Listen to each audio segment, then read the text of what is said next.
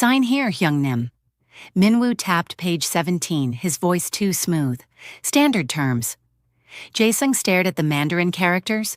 He was Seoul's most powerful operator, but right now, he was a blind man in a room full of wolves.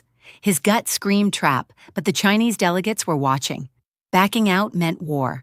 The pen hovered, then dipped toward the paper. I wouldn't do that, if you value your life. The voice was female, American accented, and came from the girl refilling his water, the waitress he'd tipped for months because she seemed invisible. She didn't look invisible now. She stood over him, eyes locked on the contract. Page 17 isn't a partnership agreement, she said coolly. It's a confession of debt and legal surrender. You're not expanding your empire, you're signing it away. The room went lethal. The delegates reached for their jackets. Jaesung didn't look at them. He looked at the waitress. Who are you? You know that feeling when one person's kindness changes the entire trajectory of someone's life? That's exactly what happened here. If you believe in the power of treating people with respect no matter who they are, subscribe to this channel if you haven't already. Now let's see how one man's simple decency saved everything he'd built. Because this story is about to take you somewhere you didn't expect. Now let's get into it. She set the water pitcher down with deliberate calm. Someone who can read Mandarin better than your right-hand man wants you to. Minwoo's face went pale. Hyungnim, she's just a… Page 17, clause 4, she interrupted, her finger landing on the exact characters. Legal transfer of all Seoul operational assets to the Shanghai Syndicate upon signing. Page 18, clause 2, personal guarantee of debt repayment with your life as collateral. Page 19. That's enough. The head Chinese delegate stood, his hand inside his jacket. Jaesung's mind raced. 3 months. 3 months of watching this girl move through the restaurant like background noise. Efficient, polite, unremarkable. Except she'd always smiled at him differently. Not the practiced service industry smile, something genuine, something that made him tip her more than necessary because his father had taught him a simple truth. Treat people well not because of who they are, but because of who you are. And now she was reading a contract that was supposed to destroy him. He made his decision in half a second. He set the pen down, slowly, deliberately. Minwoo. His voice was ice. Step away from the table. Hyungnim, I can explain. I said step away. The room shifted.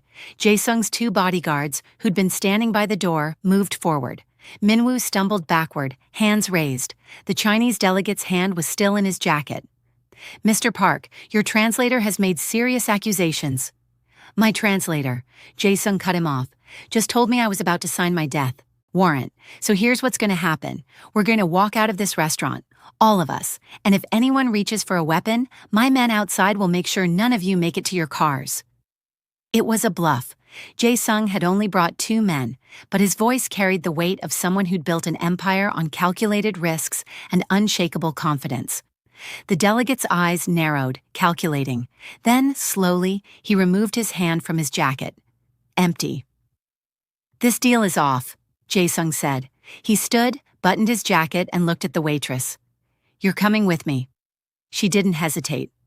Lead the way. She untied her apron at the service counter, folded it neatly, set it down, and kept walking. No panic, no rush, just smooth, practiced movement that told Jaesung everything he needed to know about who this woman really was underneath the uniform. They walked out together, Jaesung in front, the waitress behind him, his 2 bodyguards flanking them. Minwoo stayed frozen. At the table, face drained of color. The Chinese delegates didn't move, but their eyes tracked every step. The restaurant's main dining area was half full. Normal people eating normal meals, completely unaware that a war almost started 20 feet away. Jaesung's car was parked out front. His driver saw him coming and opened the back door immediately. Get in, Jaesung told the waitress. She slid into the leather seat without argument. He followed. The door shut.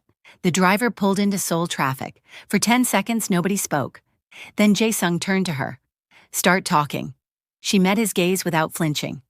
My name is Kira. I've been working at that restaurant for 4 months, and yes, I knew exactly what kind of deals happened in that back room. That's not what I'm asking. You're asking why I helped you. She leaned back against the seat. Because you were the only person who treated me like a human being. Not a servant, not invisible, You didn't snap your fingers. Didn't look through me like I was part of the furniture. You said please. You said thank you. You asked how my day was going, and you actually waited for the answer. A pause. And when I watched you about to sign your life away because someone you trusted was selling you out, I couldn't just stand there and let it happen. She paused. I decided to return the favor. Jaesung studied her. Mid-20s, mixed heritage, black features, something else underneath. Her Mandarin had been flawless. Not restaurant-level fluent, not even business level. That kind of fluency came from years of dedicated training. Where did that come from? The Mandarin, the way you read that contract. You didn't learn any of that waiting tables. No, I didn't. Kira looked back out at the city passing by. My mother was a maid for a Korean family. She died when I was 5. The man she worked for, he had no children of his own. His wife couldn't have any, so he took me in, raised me like I was his daughter, gave me everything, education, languages, business training. He taught me how to read a room full of men who wanted to take advantage of me before I was old enough to drive. Sounds like he loved you. He did, not because he had to, because he chose to. Every single day he chose to. Something in her voice broke, just barely. He used to say knowledge was the only weapon no one could ever take from you. Past tense, Jaesung said quietly. The softness disappeared. He died 6 months ago, and the second he was gone, his wife showed her real colors, arranged a marriage for me, to the Yai family in Incheon. Some alliance deal I was never told about, never asked about. I said no. She said I didn't get a choice. So you ran? Kira nodded. I've been surviving on restaurant tips and cheap rent ever since. Your tips specifically. You kept me fed when I had nothing else. Jaesung's phone buzzed. He glanced at the screen. 3 messages from his remaining lieutenants. 1 from his accountant. All asking the same thing. What happened with the Shanghai deal? He silenced the phone. You just made yourself a target. The Chinese won't forget what you did, and Minwoo... He paused. Minwoo was my right hand for 6 years. If he betrayed me, someone paid him. Someone who now knows you stopped their plan. Kira's expression didn't change. I know. Then you also know you can't go back to that restaurant. Can't go back to wherever you've been staying. They'll find you. I know that too. So what's your plan? She looked out the window at the Seoul skyline, lights glittering against the night. I don't have one yet. Jaesung made a decision he'd probably regret. You'll stay at one of my properties, temporarily, until we figure out who set this up and why. I don't need your charity. It's not charity. His voice softened slightly. My father taught me something I've never forgotten. When someone shows you loyalty, you honor it. You gave me truth when I was surrounded by lies. You risked your safety for mine? That's not something I take lightly. He held her gaze. So this isn't charity, it's gratitude, and it's the right thing to do. Kira studied him for a long moment, something unreadable in her eyes. Your father sounds like he was a good man. He was. He taught me that real power isn't about fear. It's about how you treat people when you don't have to treat them well. Jaesung glanced at his phone again, then back at her. Will you accept help, or am I dropping you at a motel where you'll be dead by morning? She almost smiled. You don't pull punches. Neither do you. You're signing it away. You didn't sugarcoat anything. Would sugarcoating have saved your life? No. Then we understand each other. She nodded slowly. Okay, I'll accept your help, but I'm not staying locked in some apartment like a prisoner. I need to work. I need to stay visible, just differently. What do you have in mind? There's a daycare 2 blocks from my old place. They're always hiring. I'll change my hair, wear glasses, blend in as someone completely different. Kids are good cover. Nobody looks twice at a daycare worker. Jaesung raised an eyebrow. You're trained in business contracts and Mandarin, and you want to work with toddlers? I like kids. They're honest. They don't care what family you come from or what mistakes you've made. Her voice softened. My father used to say children see people for who they really are, not who they're supposed to be. I could use some of that honesty right now. The warmth in her voice when she mentioned her father told Jaesung everything he needed to know. She wasn't just running from a forced marriage, she was grieving, and she was doing it alone. The car pulled up to a sleek high-rise in Gangnam. The driver parked in the underground garage. They took a private elevator to the 15th floor. The apartment was minimalist. Clean lines, floor-to-ceiling windows overlooking the city, a kitchen that looked like it had never been used, modern furniture in neutral tones. "This is one of your properties?" Kira asked, taking it in. "One of several. I use it for business guests who need discretion." Jaesung walked to the window. "Bedrooms through that door, bathroom attached. Security code for the front door is 9247. Don't open it for anyone except me or my driver." "And if someone tries to get in?" He handed her a small black device, a panic button. "Press this. My security team will be here in 3 minutes." Kira took it, turning it over in her hands. "You're being very trusting for someone who just discovered his right-hand man tried to destroy him." "I'm not trusting, I'm observant." Jaesung moved toward the door, then paused. "You had every opportunity to let me sign that contract. You could have stayed invisible, kept collecting your tips, stayed safe, but you didn't. You risked everything to save a stranger." He met her eyes. "That tells me who you are, and I don't ignore that kind of character." Kira's eyes glistened slightly.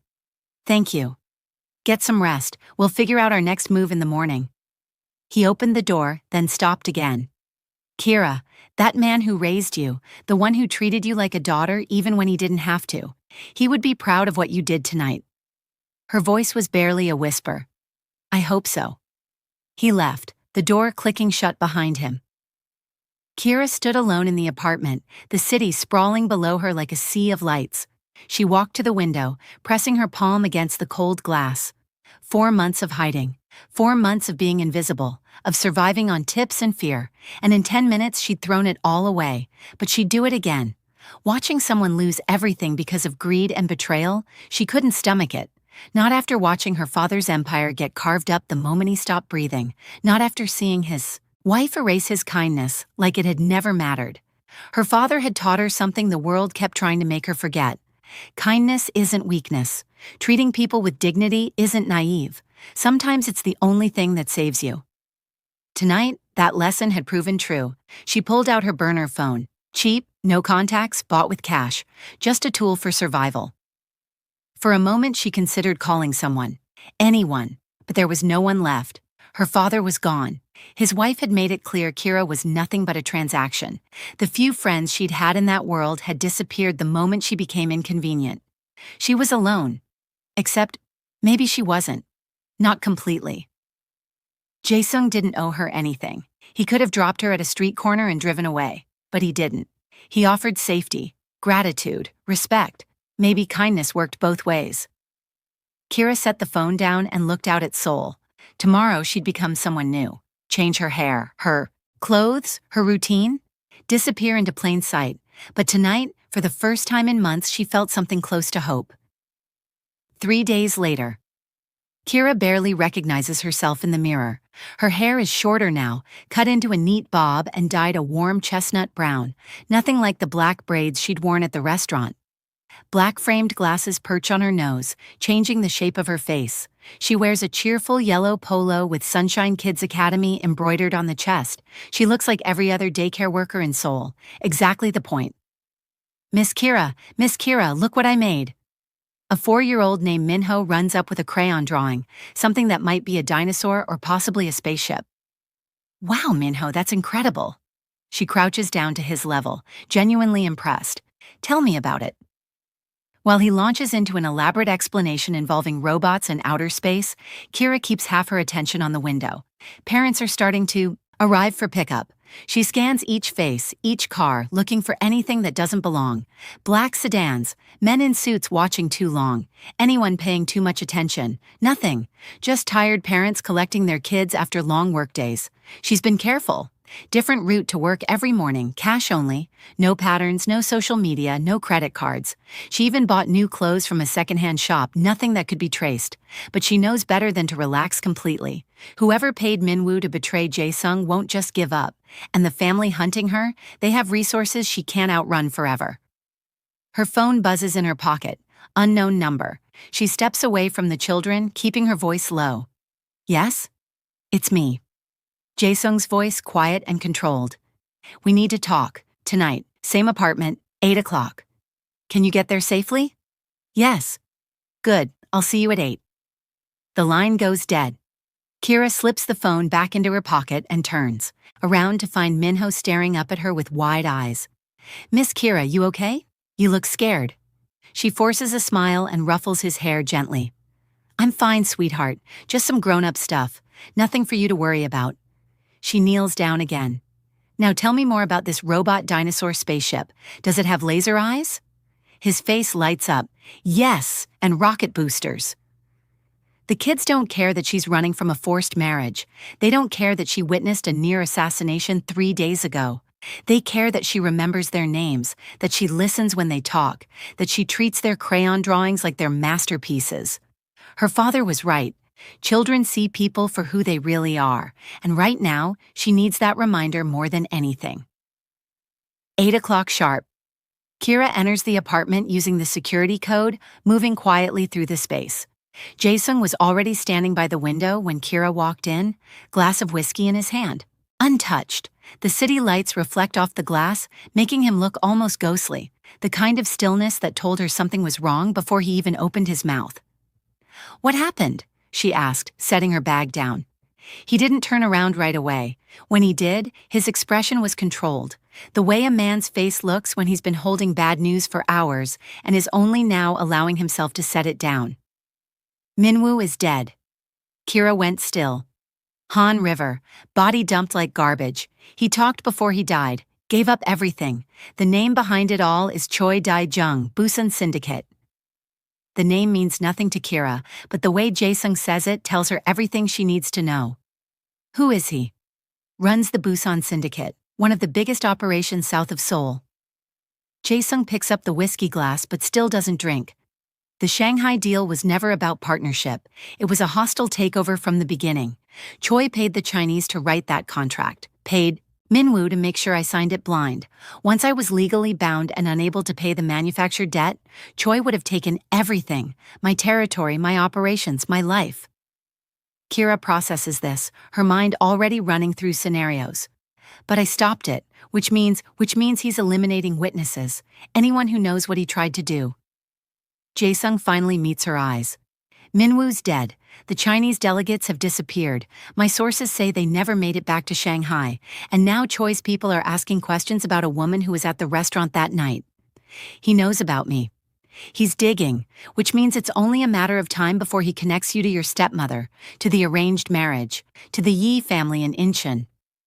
Jaesung set the whiskey glass down, still untouched. "But that's not why I called you here tonight." He reached into his jacket, pulled out his phone, set it on the table between them, screen facing up. Kira looked down. The message was short, 3 lines, cold as iron. "We know about your waitress. The Yi family sends their regards. This isn't a warning, it's a countdown." She read it again. The words didn't change. "They found me," she said. Her voice didn't shake, but something behind her eyes did. "Not just found you. They know you're under my protection. Choi and the Yi family are working together now. Your stepmother gave them everything. Your photos, your background, your connection to your father's name. Choi uses you as leverage against me. The Yi family gets you back for the marriage alliance. Everyone wins, except you." The apartment felt different, heavier. Kira walked to the window, her spot now, without either of them naming it, and pressed her palm against the glass. "So what do we do?" she asked. Quiet, but not defeated, never defeated. Jaesung watched her for a long moment. When he spoke, his voice was careful, like he'd been turning this over for hours. "We get married," Kira turned slowly. "What?" "Think about it. The Yi family's claim on you is based on an arrangement your stepmother made after your father died. A verbal agreement between families, nothing legally binding, but if you're already married, publicly, officially, to someone more powerful than they are, their claim disappears. They can't touch you without going through me first. And Choi? Right now, he threatens you because you're reachable, alone.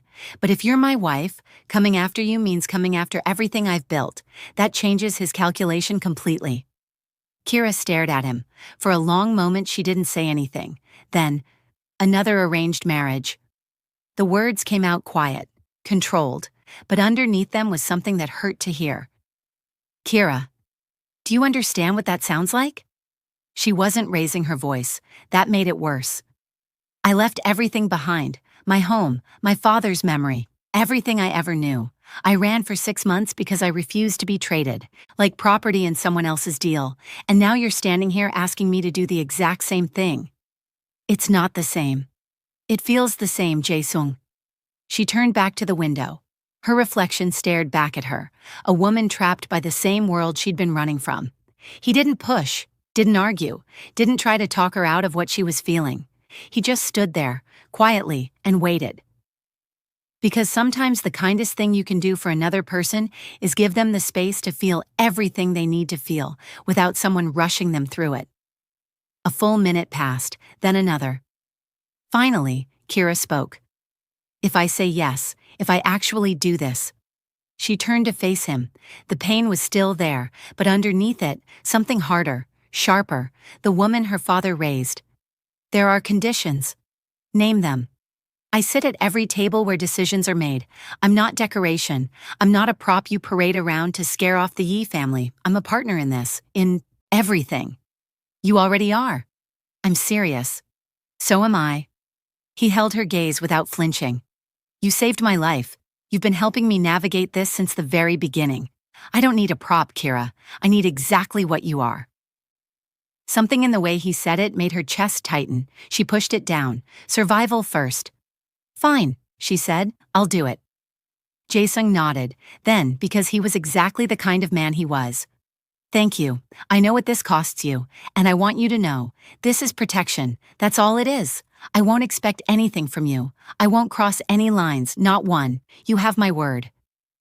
Kira looked at him, really looked at him, the quiet steadiness in his eyes, the way he held himself, never demanding, never taking up more space than he needed, a man who meant exactly what he said. Okay, she whispered, then we do this. The marriage happened 3 days later, fast, quiet, a small office with fluorescent lighting and a clerk who didn't ask questions. 2 witnesses, Jaesung's lawyer and his driver, a man who'd been loyal to the Park family since before Jaesung was old enough to understand what loyalty meant. No flowers, no celebration, just signatures on paper and the strange heavy weight of what they'd just done settling over both of them like fog. Kira signed her name, and when she set the pen down, she looked up and found Jaesung watching her. Not at the paper, at her, his eyes quiet, reading her the way he read everything, carefully, completely, missing nothing. You okay? He asked.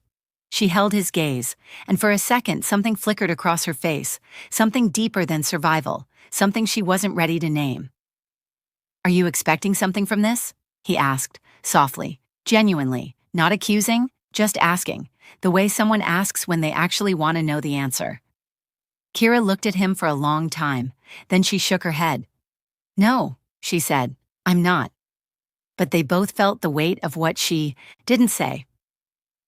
That night, back at the apartment, their apartment now, they sat across from each other at the small kitchen table.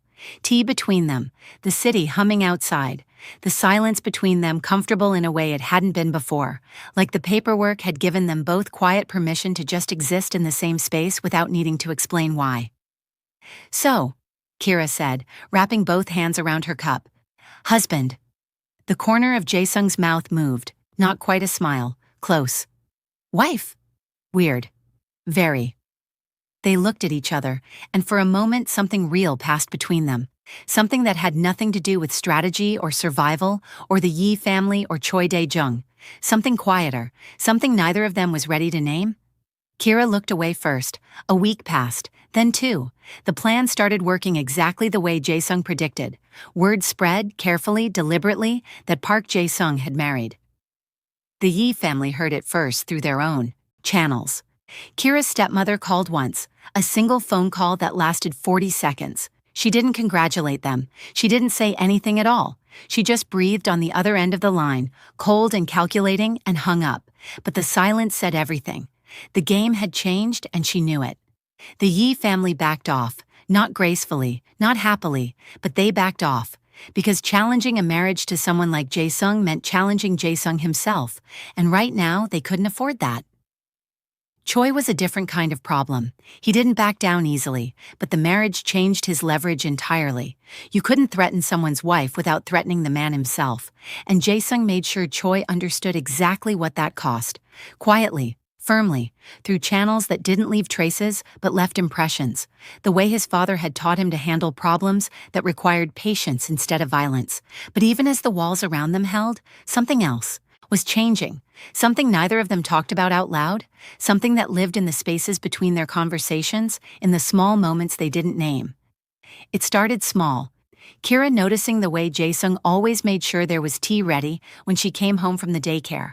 The way he remembered things she mentioned in passing, the way he asked about Minho, the 4-year-old who'd claimed her as his storyteller, and actually listened to the answer with the same focus he gave his most important business calls. And Jaesung noticing the way Kira filled the apartment with life without trying, the way she hummed while she looked out the window at night, the way she laughed, really laughed, the kind that came from somewhere deep, when he said something unexpected. The way she looked at him sometimes when she thought he wasn't watching, like she was trying to solve a puzzle she couldn't quite figure out. It was Kira who brought it up first. They were sitting in the living room, late, the city dark outside. Jaesung was reading something on his phone, messages from his lieutenants, updates on Choi's movements. Kira was curled in the corner of the sofa, legs tucked under her, watching him with an expression he couldn't quite read. Jaesung. He looked up. She was quiet for a second, then with the same directness she'd shown the night she stopped him from signing that contract. We're married. I'm aware. I mean actually married, not just on paper. She held his gaze, steady, unashamed. I think we should be together, in every way that being married means. The room went very, very quiet. Jaesung set his phone down. Slowly, his expression didn't change. Not at first, but something shifted behind his eyes, something deep and complicated and a little bit painful. Kira. Don't. She held up her hand. Don't say it's not necessary for the plan. Don't say it's not part of the strategy. I know all of that. I'm not talking about strategy. He looked at her, really looked, and for a moment, the mask he wore, the controlled, calculated mask of a man who'd learned to keep everything locked down, slipped just enough for her to see what was underneath. I can't, he said. Why? He stood, walked to the window, the same window she always stood at, pressed his own palm against the glass, a gesture so unconscious, so mirroring of her own habit that it made her breath catch. Because if I do that, he said, his voice low, I'll get attached, and I know. I know what happens when that attachment becomes real, when it stops being strategy and starts being something I can't control. He turned to face her. And if this ends, if one day you decide you don't want this anymore and you walk away, I won't be able to let go. Kira stared at him. The honesty in his voice hit her somewhere deep, somewhere she hadn't let anyone touch in a very long time. Jaesung, I'm not saying this to push you away. His voice was careful, gentle even. I'm saying this because you deserve to know the truth, about me, about what's at stake if we cross that line. He paused. And the truth is, I'm terrified. Not of Choi, not of the Yi family, of losing you, and I don't want to start something I can't survive losing. The silence that followed was heavy, not uncomfortable, just full of everything they were both feeling and neither of them was quite ready to say out loud. Kira nodded slowly. Okay, she said, I understand. And she did, maybe better than anyone else in the world could have. Days passed after that. The air between them changed, not colder, but more careful, more aware, like they were both walking on glass and trying not to break it. It was a Wednesday night when it happened, the moment that changed everything between them. They were getting ready for bed, their own beds in their own spaces, because that was the agreement. Kira was in the bedroom, hair down, glasses off, wearing an oversized sweater that made her look younger than she was. Jaesung was in the living room, jacket off, sleeves rolled up, going over documents one last time before sleep. She walked out, stood in the doorway. The lamplight behind her caught the edges of her hair, soft and warm. Jaesung. He looked up. I want to do something for you. Her voice was quiet, not flirtatious, not calculated, just honest, the way she always was when it mattered most. You've given me safety, a home, protection. You've been nothing but kind to me since the night I walked into that restaurant and changed both our lives. She paused. Let me give you something back. Let me take care of you the way you've been taking care of me. He watched her. The lamplight caught the side of her face. She looked in that moment like something he didn't deserve. "Why?" he asked, and his voice, just for a second, cracked, just barely, just enough for her to hear it if she was paying attention. She was. Kira looked at him with those steady, honest eyes. "Because we're married." 3 words, simple, plain, meant with nothing but sincerity, and they shattered him, because he heard what she didn't say. He heard the arrangement behind it, the logic, the transaction. She was doing this because it made sense, because they were husband and wife on paper, and this is what husbands and wives do, not because she felt something for him that went beyond gratitude and survival and the quiet comfort of someone who'd been kind to her when the world wasn't. Not because of love. Something in his chest cracked open. Quietly, the kind of crack that doesn't make a sound but changes the shape of everything inside. He swallowed, looked at her for a long, long moment, long enough for the silence itself to become a sentence. Then softly, "Is that the reason?" "What do you mean? Being married?" His voice was careful, controlled, but underneath it, raw, exposed in a way she'd never heard from him before. "Is that why you want this? Because it's what married people do?" Kira tilted her head, genuinely confused by the weight behind his question. "Isn't it?" He almost smiled. Almost, but it didn't reach his eyes, not even close. "Yeah," he said. "I suppose it is." He stood, gathered his documents, walked past her toward the bedroom door, pausing just close enough for her to feel the warmth of him, close enough to touch if either of them reached out. Neither did. "Good night, Kira." "Good night." He disappeared into his room, the door closed softly behind him, and Kira stood in the hallway, something tugging at her chest, something she couldn't name yet. Something that had everything to do with the way his voice sounded when he asked that question. Not angry, not cold, not even disappointed exactly. Heartbroken. She pressed her back against the wall and closed her eyes. The weeks that followed were quieter than either of them expected. Choi's empire began to crack. Choi thought he was untouchable. He was wrong. It started with a phone call Jaesung made on a Wednesday night. Kira was at the kitchen table going over documents when he stepped onto the balcony, phone pressed to his ear. She couldn't hear the full conversation, but she heard enough. "Han, it's Park Jaesung. We need to talk about Daegu." The next morning, Jaesung was gone before she woke up. He didn't tell her where, but when he came back that evening, something had changed in the way he carried himself. Lighter, like a man who'd just placed the first piece of a puzzle he'd been planning for weeks. "Han is in," he said simply, setting his jacket down. Kira looked up from the stove where she was making dinner. Something simple, something warm, the kind of cooking that made the apartment feel like a home instead of a safe house. "Han from Daegu?" He's been waiting for someone to move on Choi. He just needed to know who was leading it. Jaesung sat down at the table, rolled up, his sleeves, the way he did when he was about to work. And he needed to know it was someone he could trust. "And he trusts you?" "He trusted my father." Jaesung met her eyes. "That's enough." The meetings happened over the next 2 weeks, not in one place, never in one place. Jaesung understood that the moment you became predictable, you became vulnerable. So the locations changed every time. The first one was in a private room at the back of a seafood restaurant in Mapo. Han was a broad man with kind eyes and hands that looked like they'd seen things no one should ever see. He sat across from Jaesung and Kira and listened, really listened, the way men in his world rarely did. When Jaesung finished laying out the plan, Han nodded once. "Choi's supply routes run through my territory," Han said. "I know every single one. I know who drives them. I know which nights they move and which nights they don't." He looked at Kira, studied her for a moment, then looked back at Jaesung. "She's sharp." "Sharper than me," Jaesung said, and he meant it. Han smiled, just barely. "Then let's begin."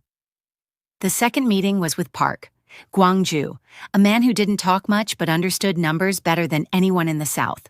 They met in a quiet office above a tea shop, the kind of place no one would ever think to look. Park spread financial documents across the table and pointed to the gaps in Choi's operation with surgical precision. "Here," Park said, tapping a column of numbers. "And here, these are the arteries. Cut them, and the whole body stops bleeding in 3 weeks." Kira leaned forward, read the numbers herself. Her eyes moved fast, then she looked at Park. What about this route? She pointed to a line running between Busan and Seoul. This one doesn't show up in any of your documents. Park raised an eyebrow, looked at the paper again, looked at Kira. You're right, it doesn't. Because it's the one Choi is hiding, she said. The one he uses when everything else fails. The backup, the emergency line. She looked at Jaesung. We need to find it. Jaesung watched her from across the table. The way she moved through the information. Fast, instinctive, the way her father must have taught her. Like this was something she was born to do. And in that moment, sitting in a quiet office above a tea shop in Gwangju, he felt something he hadn't felt in a very long time. Pride, not in himself, in her. They found the hidden route 3 days later. One of Han's people tracked it, a single truck that moved only at night, only on weekends, carrying something Choi had been keeping off every official record. When they cut it, quietly, without drama, without violence, just the right phone call to the right person at the right time, Choi felt it immediately, like someone had reached inside his chest and pulled something out. His lieutenants started talking to each other after that, comparing notes, asking questions Choi couldn't answer.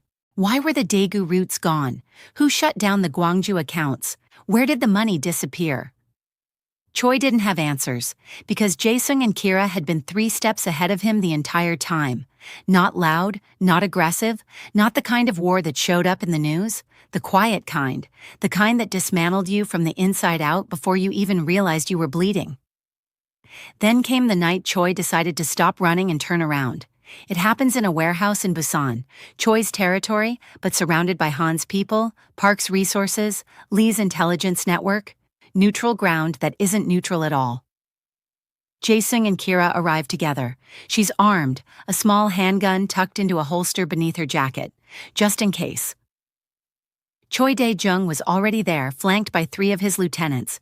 He's younger than Kira expected, mid-40s, expensive suit, cold eyes that calculate everything. Park Jaesung, Choi says, his voice smooth. You've been busy. So have you, murder, fraud, territory theft. Jaesung doesn't sit, neither does Kira. We're here to offer you a choice. A choice. Choi smiles without warmth. How generous. You can walk away, permanently, leave Seoul alone, leave Daegu alone, leave Gwangju alone, take your remaining operations back to Busan and stay there. And if I refuse? Jaesung slides a folder across the table. Then this goes to your lieutenants, all of them. Proof of your offshore accounts, evidence that you've been skimming profits for years, documentation of every territory violation, every broken agreement, every lie. One of Choi's lieutenants, a man named Song, steps forward and opens the folder.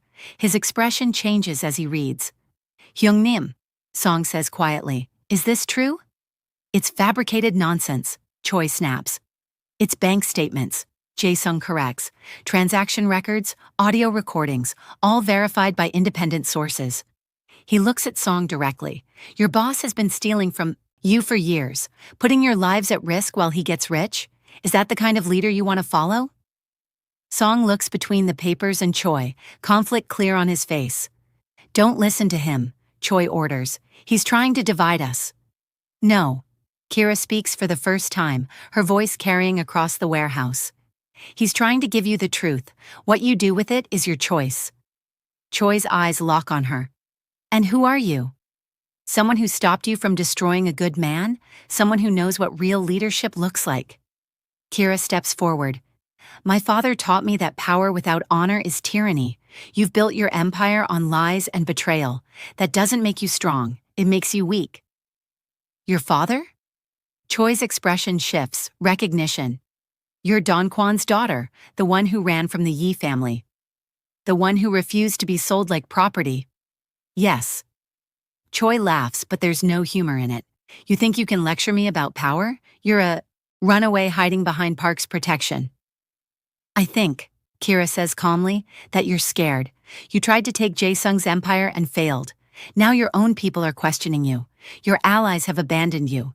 Your territory is shrinking, and you absolutely know that if you fight us, you lose. The warehouse goes silent.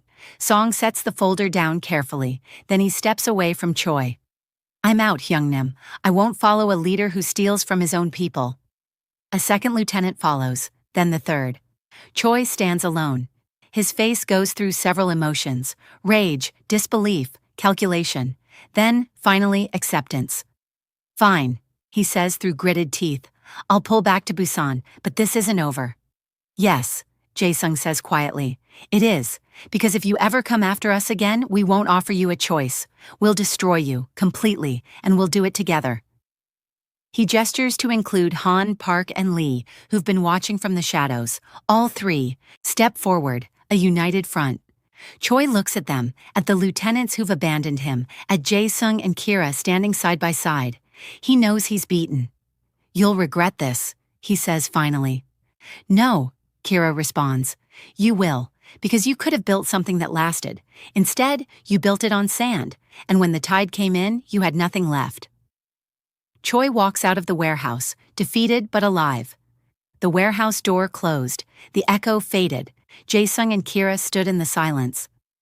That went well, she said finally. Don't jinx it. She almost laughed, almost. They walked out together into the Seoul night, shoulders close but not touching, the same way they'd walked out of that restaurant the very first night.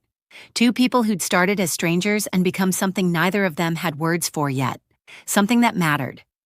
If this story is pulling at something inside you, if you're feeling what Jaesung and Kira are feeling without either of them saying it out loud, then you already know what to do. Subscribe, like, because what's coming next is about to test everything they've built, and not everyone survives that kind of test. Stay with me. 2 weeks after Choi walked out of that warehouse, everything changed again. It started with lunch. Kira and Jaesung were at a quiet restaurant in Gangnam, the kind of place where powerful people ate without being watched. Not fancy, not flashy, just good food and privacy. Kira was talking about Minho, something about a crayon drawing of a dinosaur that had somehow eaten the entire classroom in the story she told that morning. Jaesung was listening the way he always did when she talked about the kids, like it was the most important conversation in the world. Then the door opened. Song walked in like he owned the place, suit pressed, hair slicked back, a leather folder tucked under his arm, thick, expensive, the kind that held documents that meant something. He scanned the room once, found their table, and moved toward it with the kind of confidence that came from knowing exactly what he was about to do and enjoying every second of it. Jaesung saw him first. His chopsticks stopped mid-air.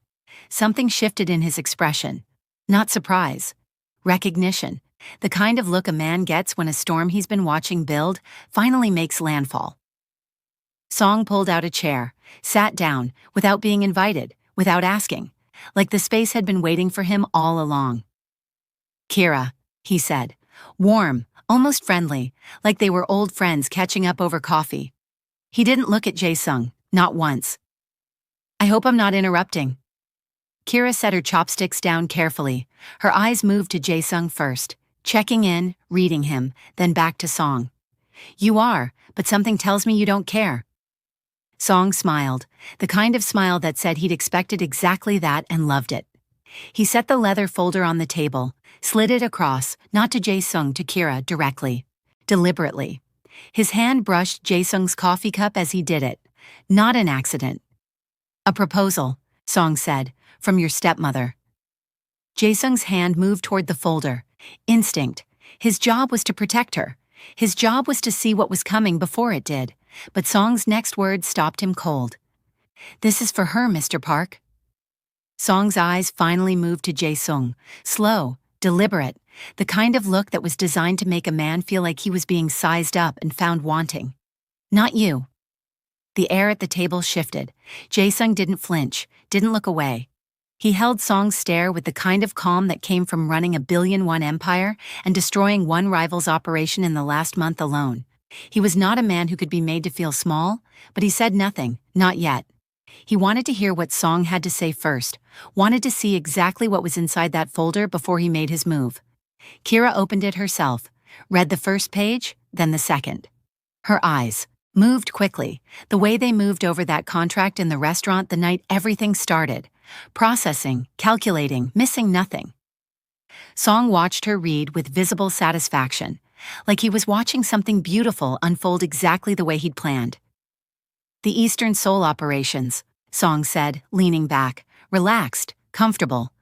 All of them, everything your father built, a clean transfer. Your stepmother is prepared to hand it over, completely, no strings, no conditions. Kira didn't look up from the documents, still reading. Why? She asked, direct, the way her father taught her. Song shrugged, like it was the most obvious thing in the world. Because it was always supposed to be yours. He paused, let that land, then tilted his head, and the next part came out slow, deliberate, each word placed exactly where it needed to go. And because you've spent long enough letting someone else make decisions about your life, don't you think? His eyes flicked to Jaesung, quick, pointed. The message was clear. Him. Jaesung's jaw tightened, not because the words stung, they didn't. He was a billionaire. He'd sat across from men far more dangerous than Song and didn't lose a second of sleep. Song was nothing, a messenger, a tool, but the message itself, that was the thing, because Song wasn't just insulting him. Song was handing Kira a mirror, and in that mirror, for just a second, Jaesung saw the reflection of every fear he'd been carrying since the night he told her he couldn't be with her. The fear that one day she'd realize she didn't need him. The fear that she'd walk away. He pushed it down, buried it, locked it behind the wall he'd spent years building. This wasn't the time. Song. Jaesung's voice cut through the table like a blade. Quiet, controlled, but with enough weight behind it to make the air change. You walked into my space, uninvited. You slid documents across my table without my permission. And you've spent the last 2 minutes trying to sell my wife a story that has nothing to do with kindness and everything to do with whoever sent you here. He leaned forward, eyes locked on Song, the kind of eye contact that made men remember exactly who they were sitting across from. So let me tell you what's going to happen. You're going to finish whatever you came here to say, and then you're going to stand up, walk out that door, and go back to the people who sent you and tell them, Park Jaesung is not someone you sit across from and disrespect. Not today, not ever. Are we clear? Song held Jaesung's gaze for a long moment. Something flickered behind his eyes. Not fear exactly, but awareness. The kind of awareness that came from suddenly remembering that the man across the table had people who disappeared in the middle of the night and never came back. Crystal, Song said. His voice didn't waver, but the easy confidence had shifted, just slightly. He straightened his jacket, looked at Kira one last time. Think about it. That's all I'm asking. Your father's legacy, your empire, yours, no one else's. He stood, picked up nothing, left the folder where it was, and walked out. The restaurant kept moving around them, chopsticks clicking, conversations flowing, normal Tuesday lunch. Nobody at the other tables had any idea what had just happened, but at their table, everything had changed. Kira was still looking at the folder, her fingers resting on the edge of it, not gripping it, not pushing it away, just resting there, like she was feeling the weight of what was inside it without even opening another page. Jaesung watched her, and that's when it hit him. Not Song's words, not the insult, not the dismissive look or the calculated gesture of sliding the folder past him. None of that touched him. He was too powerful, too practiced, too solid for any of that to land. What hit him was watching Kira's face, the way her expression softened when Song said the words Eastern, Seoul operations, the way something moved behind her eyes, quiet, private, deep, when he mentioned her father's name, the way her fingers stayed on that folder like it was something precious, something she didn't want to let go of, her father's legacy, right there, handed to her on a plate. And Jaesung knew. He knew with the same certainty he knew everything in this world, that this was dangerous, that the deal was a trap, that the stepmother was behind it, and nothing that woman touched was ever clean. He knew it in his bones. He could feel it the way a man who'd been in this world his whole life could feel poison in the air before it touched him. But Kira was considering it, and that, watching the woman he was already terrified of losing. Consider walking back into the exact danger he'd been fighting to keep her away from. That was the thing that broke something inside him. The thing that cracked the wall he'd built so carefully. The same crack that had started the night she said, because we're married. The same fear he'd carried since the very beginning. She might walk away, and she might walk straight into something that destroyed her. Both fears, at the same time, sitting right next to each other at a quiet restaurant in Gangnam on a normal Saturday evening. Kira finally looked up from the folder, met his eyes. I need to think about it, she said. 3 words, quiet, honest, not a decision, just a truth. And Jaesung felt the ground shift beneath him. He didn't show it, not on his face, not in his voice. He was too good for that, but somewhere inside, somewhere deep and private and hidden behind years of control, something broke. Quietly, the way ice cracks in winter. You don't hear it, you just feel the ground change underneath you. Okay, he said. His voice was even, steady, the voice of a man in control. But his eyes told a different story.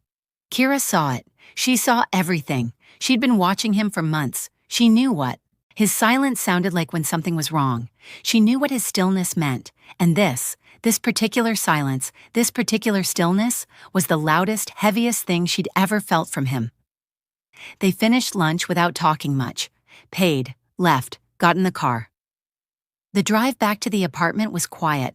Not the comfortable quiet they'd shared before. Not the warm kind that didn't need words. This was different. This was the quiet of two people sitting next to each other and feeling the space between them like it was made of something solid. Back at the apartment, Jaesung sat by the window. No whiskey, no phone. Just him and the city, and the weight of what had happened at that table pressing down on him like something physical. Kira set her bag down, watched him for a moment from the doorway, then walked over and sat next to him. Not across, next to, close enough to touch. Neither of them spoke for a long time. Then Jaesung turned to her, and his face, was open in a way she'd only seen once before. The night he told her why he couldn't be with her. The night he said he was terrified of losing her. Kira. His voice was low, careful, like he was holding something fragile. That deal, what Song put on the table. I know. It's not clean, it can't be. Your stepmother doesn't do anything without a reason, and the reason is never good. He paused, swallowed. The thing he was about to say was costing him something. She could see it in the way his jaw worked, the way his hand sat on his knees like he was gripping something invisible. But that's not what scares me. Kira looked at him, waiting. What scares me, he said slowly, like each word was being pulled out of somewhere deep, is that you said you'd think about it, and I watched your face when he said your father's name, and I could see it, Kira. I could see you wanting it, and He stopped, breathed. I know what happens if you go back into that world. I know what's waiting for you if you step out from behind where we've built. And I can't. His voice broke, just barely, just enough. I can't watch you walk into that. The apartment was so quiet she could hear the city breathing outside. This is the same fear, Kira said softly, not a question. He looked at her, and she saw it, the same raw, honest terror that had been in his eyes the night he refused her, the same thing that kept him up at night, the same thing that made him leave pressed flowers in her jacket pocket and ask about Minho every single day and build walls around her like she was the most important thing in the world. Because she was. Yes, he said, it's the same fear. Kira reached for his hand, took it, held it the way he'd held hers that first night in the car, carefully, like it was something precious. Listen to me, she said. I'm not going anywhere, and I'm not walking into a trap. She squeezed his hand. But I am going to take back my father's legacy, not because Song offered it, not because my stepmother handed it over on a silver plate, because it's mine, because he built it for me, and because I was trained my entire life to do exactly this. Jaesung looked at her. Something shifted in his expression. The fear didn't disappear. It was still there, underneath everything, but something else rose up next to it, something that looked like trust. How? He asked. Kira smiled, the kind of smile that had nothing to do with warmth and everything to do with the woman her father raised, the woman who'd stopped a mafia boss from signing away his empire with one sentence, the woman who'd stared down Choi in a warehouse and made him walk away. Together, she said, the way we do everything. They spent the next week planning, not just to take back the Eastern Seoul operations, but to do it in a way that her stepmother couldn't touch, couldn't reverse, couldn't use against them. Kira contacted the operators who'd been loyal to her, father, the ones who remembered him, the ones who respected what he built. She didn't come to them as a frightened daughter running from her life.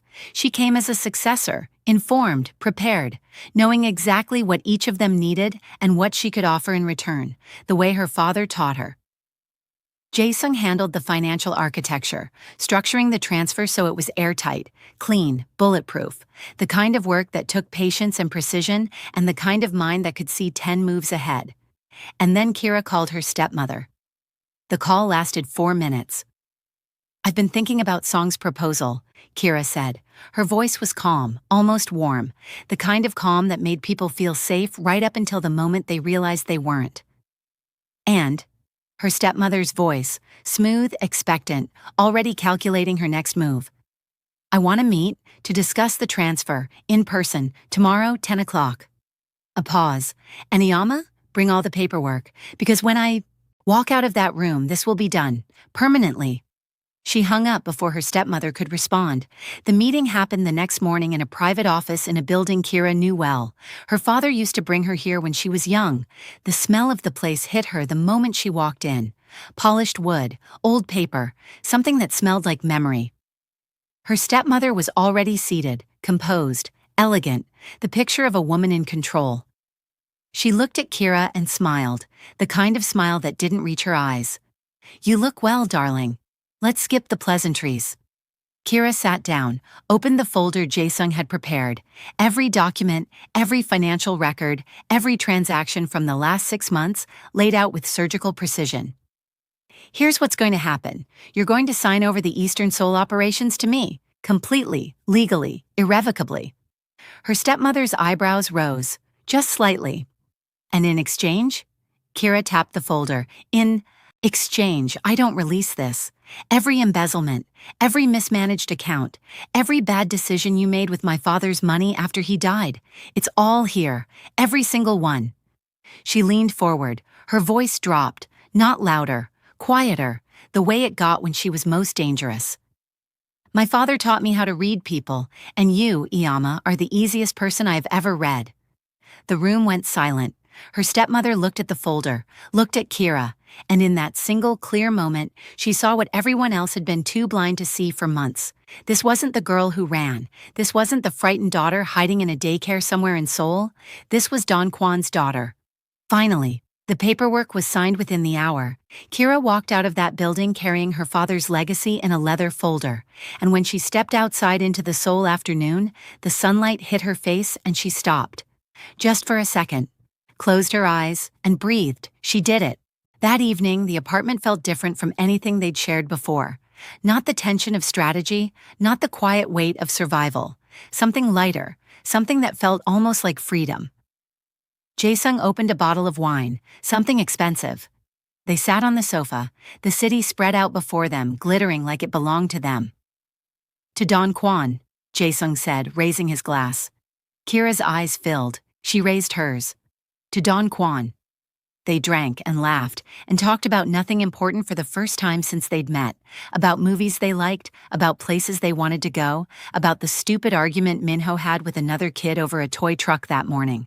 Normal things, human things, the kind of conversation that only happened when two people stopped running and finally let themselves just exist together. At some point, the wine ran low and the conversation grew quieter. Not uncomfortable, the warm kind, the kind where words weren't needed because the silence said everything. Kira turned to him. The lamplight was soft. The city hummed outside like something alive. She looked at him the way she'd been wanting to look at him for weeks, maybe longer, the way that had nothing to do with strategy or survival or gratitude, the way that had everything to do with him. "Hey," she said. "Hey." "I see you," she said, simply, quietly. "I see all of you, Jaesung, not the boss, not the protector, not the man who builds walls so no one can break him." She reached out and touched his face, gently, like she was memorizing the shape of him. "I see the man who leaves pressed flowers in my jacket pocket, who asks about Minho every single day, who couldn't sleep after what Song said at that table, not because it hurt your pride, because you were scared for me." She held his gaze. "That man, I see him, and I'm not going anywhere." Jaesung didn't move, didn't breathe, like one wrong move might shatter whatever this was becoming. "Kira, don't." She smiled, soft, real. "Don't protect yourself, not tonight, not from me." He looked at her, and the wall, the last piece of it, the part he'd been holding up with both hands since the night she said, "Because we're married," Finally let go, not with a crash, not dramatically, it just released. He leaned in, slowly, like he was giving her every chance to pull back. She didn't. The kiss was soft at first, tentative, the way two people kiss when they've been wanting to for a long time and are still not entirely sure they deserve it. Then it wasn't tentative anymore. His hand found the side of her face, gently, carefully, like she was something he couldn't believe was real. Her fingers curled into the front of his shirt, not pulling, just holding, like an anchor. They stayed like that for a long time, foreheads touching, breathing the same air, the city burning behind them. Then Kira pulled back, just enough to look at him, her eyes warm, open, no walls, no masks, no survival, just her. "Tonight I want you," she said. Quiet, certain, the way she said everything that mattered, like it was the truest thing she'd ever spoken. "Not because we're married, because I want you." Something in Jaesung's chest opened up, something that had been locked shut for a very long time, something that had been waiting for exactly these words. Not duty, not arrangement, not obligation, want, real want, freely given. He looked at her, and for the first time since he'd known her, he didn't hesitate, didn't pull back, didn't protect himself. He stood, and before she could say another word, he reached for her, one arm beneath her knees, the other around her back, and lifted her. Gently, completely, the way a man holds something he's been afraid to touch for months and has finally let himself reach for. Kira looked up at him. Her arms went around his neck, and she laughed.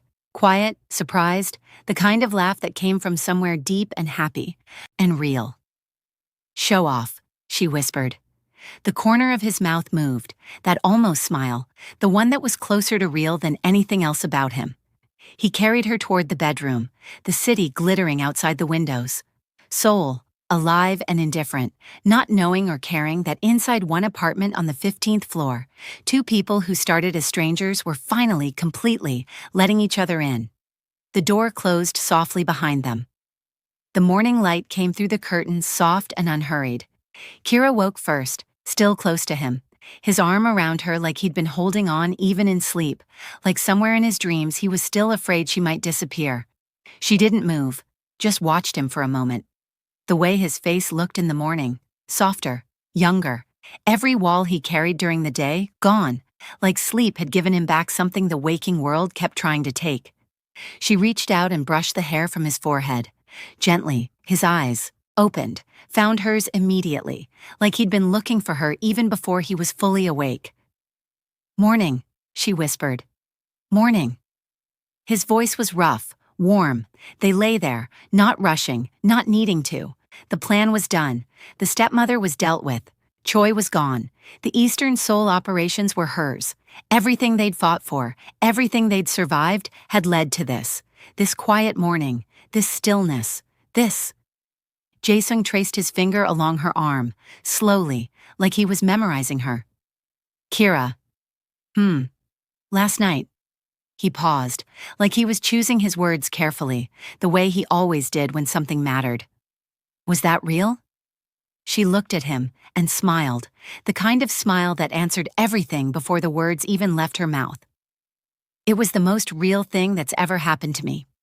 He pulled her closer, and she let him, and the morning light kept coming through the curtains, warm and unhurried, like the world outside had finally decided to slow down too. They stayed like that for a long time, no words, no plans, no next move, just two people who found each other in the middle of chaos and chose, quietly, stubbornly, completely to stay. And sometimes, that's the bravest thing there is. If this story moved something inside you, if Jaesung and Kira made you feel something real, then you already know what to do. Subscribe, share this with someone who needs to hear a story about what real love actually looks like. Not the loud kind, the kind that builds itself slowly, in silence, in small moments, in the way two people learn to trust each other and then decide to stop running. Until next time. Remember, the bravest thing you can do is let someone see you, really see you, and stay anyway.